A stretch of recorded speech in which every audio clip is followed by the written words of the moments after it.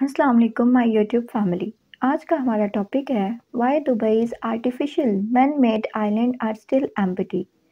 ये बात है साल 2003 की, जब दुबई के प्राइम मिनिस्टर ने समंदर में 300 आइलैंड्स बनाने का ये प्रोजेक्ट अर्थ शेप में दिखने के लिए बनाया जा रहा था, जिसमें लग्जरी विलास, होटल्स और बीच रिजॉर्ट्स वगैरह बनाए जाने थे। जब उसकी एडवर्टाइजमेंट हो रही थी, तब उसे द लैंड ऑफ पैराडाइज यानी जन्नत की ज़मीन का लक़ब दिया गया। लेकिन ये प्रोजेक्ट आज भी समंदर में वीरान क्यों पड़े हैं? दुनिया के महंगे तरीन सेलिब्रिटीज से पब्लिसिटी करवाने के बावजूद भी दुबई के प्रिंस का ख्वाब क्यों अधूरा रह गया? यहाँ आखिर हुआ क्या था?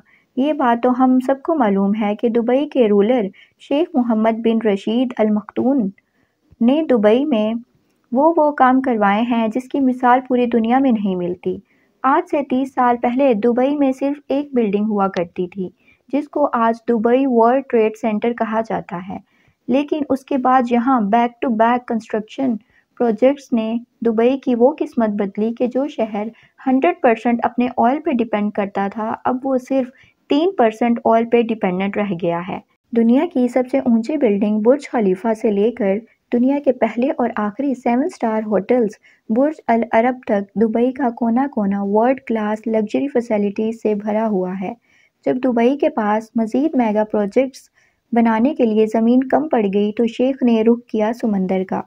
ये बात है 2001 की, जब दुबई बुर्ज अल अरब बनाकर पहले ही वेस्टर्न टूरिज्म को अपनी तरफ अट्रैक्ट कर बैठा था। दुबई के बीचेस काफ़ी ज़्यादा फेमस होने लगे थे और बात यहाँ तक पहुँच गई कि दुबई के पास बीचेस की जगह कम पड़ गई। दुबई की कोस्ट लाइन जो सिर्फ 70 किलोमीटर पर फैली हुई थी, उसको अब बढ़ाने का वक्त आ चुका था। स्टार्टिंग में प्लान ये था कि दुबई के समंदर में 3 आर्टिफिशियल आइलैंड्स बनाए जाएंगे, जिनको जब स्पेस से देखा जाएगा तो उनकी शक्ल पाम ट्री जैसी होगी। पाम ट्री की वजह से दुबई की कोस्ट लाइन में 80% इजाफा हो रहा था। इस प्रोजेक्ट के अलावा एक और प्रोजेक्ट भी था जिसने मैग्नेट की तरह सबकी तवज्जो अपनी तरफ कर ली।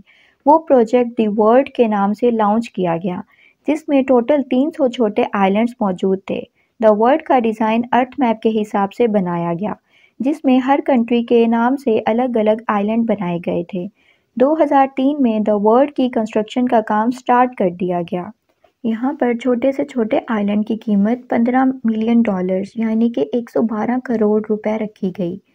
कंस्ट्रक्शन कंप्लीट होने से पहले ही द वर्ल्ड में 60 आइलैंड सोल्ड आउट हो गए।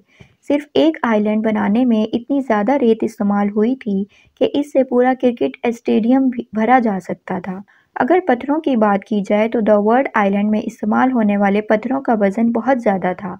इस प्रोजेक्ट को बनाने में दुबई हुकूमत को $14 बिलियन खर्च करना पड़े। इस रकम से दुबई 9 बुर्ज खलीफा बना सकता था, लेकिन शेख को ना सिर्फ दुबई की ज़मीन बल्कि यहाँ के समंदर से भी इनकम जनरेट करना थी, और यही वजह थी कि शेख दुबई में जन्नत की ज़मीन बनाना चाहते थे। तो फिर ऐसा क्या हुआ कि इतनी मेहनत करने के बावजूद भी ये आइलैंड पिछले 12 साल से वीरान पड़े हैं? द वर्ल्ड फेलियर में सबसे पहला रीज़न इसका डिज़ाइन है। सबको ये उम्मीद थी कि द वर्ल्ड का मैप डिज़ाइन अर्थ जैसा बनाया जाएगा, लेकिन इसका मैप डिज़ाइन अर्थ से बिल्कुल अलग है। ज़्यादातर आइलैंड्स की शेप एक्चुअल कंट्रीज़ की शेप से काफ़ी मुख्तलिफ थी, जिससे इन्वेस्टर्स को काफ़ी ज़्यादा डिसअपॉइंटमेंट का सामना करना पड़ा। लेकिन 2008 में द वर्ल्ड लॉन्च सेरेमनी रखी गई, जिससे पूरी दुबई को फायर वर्क से सजा दिया गया। इस वक्त पूरी दुनिया में फाइनेंशियल क्राइसिस अरूज पर थे। इस क्राइसिस की वजह से ना सिर्फ आइलैंड बल्कि पूरी दुबई की प्रॉपर्टीज़ के रेट गिर चुके थे। फाइनेंशियल क्राइसिस की वजह से जिन एलाइट क्लास ने ये आइलैंड ख़रीद रखे थे, उन्होंने भी यहाँ कंस्ट्रक्शन का काम स्टार्ट नहीं करवाया। वक्त गुजरता गया और आइलैंड समंदर की नज़र होने लगे। ये अंदाज़ा लगाया गया कि कई आइलैंड समंदर के नीचे जा चुके हैं, तो मीडिया ने लोगों का इस प्रोजेक्ट पे ट्रस्ट और कम कर दिया। इसका नतीजा ये हुआ कि फाइनेंशियल क्राइसिस के बाद दुबई के दूसरे एरियाज़ में तो बिज़नेस दोबारा वापस लौट आया, लेकिन द वर्ल्ड आइलैंड पर इरोजन की वजह से किसी ने भी अपनी किस्मत नहीं आजमाई। इरोजन और कोस्टलाइन की वजह से दुबई गवर्नमेंट ने तमाम आइलैंड्स के प्रोजेक्ट्स पर फ़ौरन काम रुकवा दिया।